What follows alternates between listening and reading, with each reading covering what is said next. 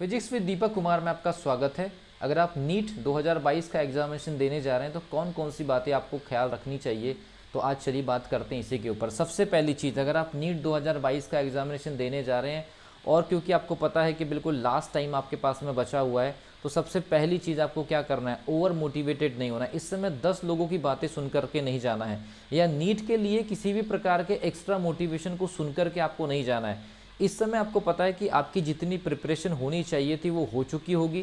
तो इस समय जितने भी एक्स्ट्रा लोग या जितने भी बाहरी लोग आप लोगों को नॉलेज या मोटिवेशन या टिप्स देंगे वो आपके लिए काम नहीं करने वाली, क्योंकि ऑलरेडी आपको पता है कि आपकी स्ट्रेंथ और आपकी वीकनेसेस कहाँ पर है।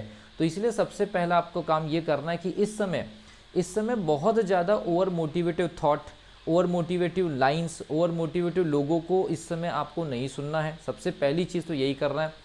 हाँ, कॉन्फिडेंस देने के लिए अगर मान लीजिए, या कॉन्फिडेंस प्राप्त करने के लिए अगर मान लीजिए आपको कहीं से ऐसे कुछ मोटिवेशनल सोर्सेज मिल रही है तो वो वहाँ तक के ठीक है। लेकिन मान लीजिए कि 720 में से 700 नंबर कैसे लाना है, या 700 में से 650 नंबर कैसे लाना है, या 700 में से 680 नंबर कैसे लाना है, तो ऐसे इस टाइप के जो एक्सपेक्टेशंस वाली जो आपको अगर मान लीजिए कहीं से अगर मोटिवेशन मिल रही है तो ये आपके लिए हानिकारक हो सकती है। क्योंकि आपको पता है कि आप एग्जामिनेशन देने जा रहे हैं, एग्जामिनेशन में आपके सब्जेक्ट में जो भी आपने प्रिपरेशन किया हुआ है तो आपको उन सब्जेक्ट के अकॉर्डिंग स्ट्रेंथ और वीकनेसेस पता है कि कौन सी यूनिट आपकी स्ट्रांग है, कौन सी यूनिट में आप पीछे रह गए।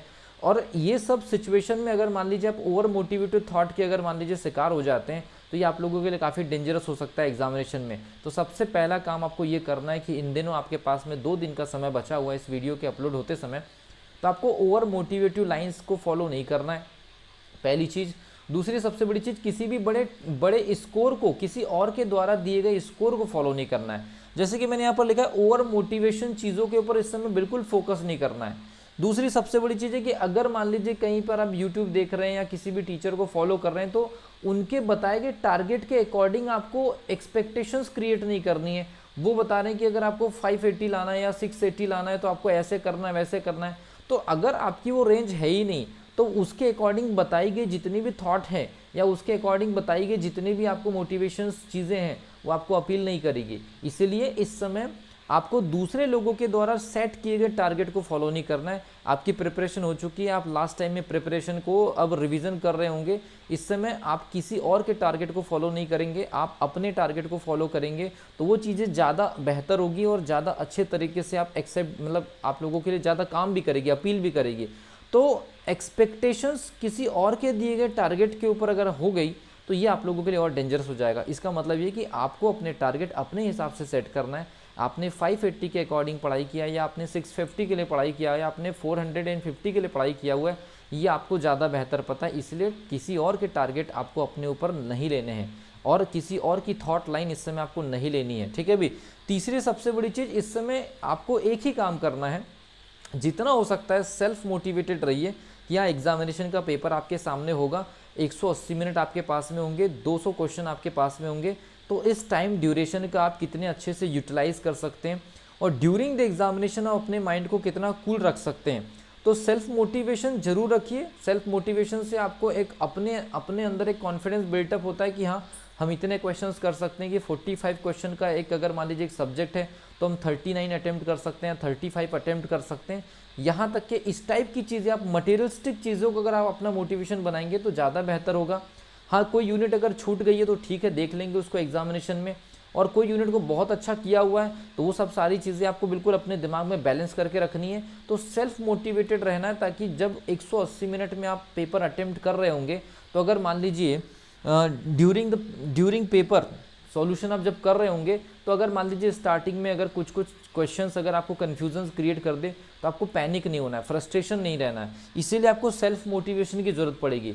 अदरवाइज अगर मान लीजिए जब आप पेपर सॉल्व कर रहे होंगे, स्टार्टिंग में पेपर सॉल्व कर रहे होंगे और अलग अलग सब्जेक्ट के कुछ क्वेश्चंस कन्फ्यूजन्स क्रिएट करेंगे, और अगर मान लीजिए आप ओवर मोटिवेशन लेकर के चले गए या किसी और के दिए गए टारगेट को लेकर के चले गए, तो जो क्वेश्चन आगे आने वाले समय में, मतलब पेपर में मान लीजिए कि वो आखिरी में कुछ इजी क्वेश्चंस अगर मिल गए तो ओवर मोटिवेशन और किसी और के दिए गए टारगेट की वजह से जो क्वेश्चन आपसे बनते रहेंगे उसको भी हो सकता है कि आप उसको गलत करके आ जाए। इसलिए जब आप पेपर दे रहे होंगे तो आपको ये करना है कि सेल्फ मोटिवेटेड रहना है, लेकिन प्रैक्टिकल अप्रोच के साथ आगे बढ़ना है कि हाँ, ये क्वेश्चन कन्फ्यूजन्स क्रिएट कर रहे हैं तो आगे वाले क्वेश्चन जो होंगे आपके फेवर में होंगे। जो क्वेश्चन आपके फेवर में नहीं है और आपको लगता है कि अप्रॉक्सीमेशन आपका सही बैठ सकता है तो क्लिक करना है या नहीं करना है, ये आपको वहीं पर डिसीजन लेना है। तो इसमें किसी भी बाहरी व्यक्ति के कोई लाइंस या उनकी गाइडलाइंस यहाँ पर काम नहीं करेंगी, चाहे वो कितने भी बड़े मोटिवेटर क्यों ना हो, क्योंकि आफ्टर ऑल एग्जामिनेशन तो आपको ही अटेम्प्ट करनी है और आपकी भी प्रिपरेशन, आपकी स्ट्रेंथ, आपकी वीकनेसेस भी आपको ही पता है। 180 मिनट के अंदर जो भी चैलेंजेस फेस करने हैं या जो भी कन्फ्यूजन फेस करने हैं, जो भी सॉल्यूशन फेस करने हैं या जो भी कॉन्सेप्ट को रिकॉल करने के जो टारगेट आपके दिमाग में है, वो सारी की सारी जो रिस्पॉन्सिबिलिटीज़ आपकी है। तो लास्ट टाइम कभी भी ये गलती ना करें कि टारगेट किसी और के आपने ले लिए, मोटिवेशन किसी और का ले लिए। सेल्फ मोटिवेटेड रहिए और एग्जामिनेशन में जो भी अप्स एंड डाउन होते रहेगी, कुछ क्वेश्चन सॉल्व हो नहीं होंगे, कुछ क्वेश्चन काफ़ी कठिन होंगे, कुछ क्वेश्चन काफ़ी इजी वे में होंगे, कुछ क्वेश्चन की लैंग्वेज इतनी इजी होगी कि हो सकता है कि क्वेश्चन आपको फंसा ले। तो इन सब सारी सिचुएशंस के लिए आपको तैयार रहना है, तब जाकर के नीट में एक अच्छे स्कोर के लिए आप लोग प्रिपेयर होंगे। और नीट में एक अच्छा स्कोर अगर करना है तो इन 4 बातों का ख्याल आपको रखना ही पड़ेगा पेपर हॉल में एंट्री लेने के पहले। और चौथी जो सिचुएशन, ये आपके लिए प्रैक्टिकल सिचुएशन है। ड्यूरिंग द एग्जामिनेशन ये चीज़ें आपके लिए बहुत इंपॉर्टेंट है कि आप स्टार्टिंग में या बीच में या लास्ट में अपने माइंड को या अपने पेपर सॉल्व करने के तरीके को कितना बैलेंस तरीके से या अपनी अप्रोच को कितना सटीक तरीके से अप्लाई कर पाते हैं, ये आपको एक बेहतर स्कोर की तरफ लेके जाएगा, बेहतर रैंक और बेहतर परसेंटाइल की तरफ आपको खींच लेके जाएगा।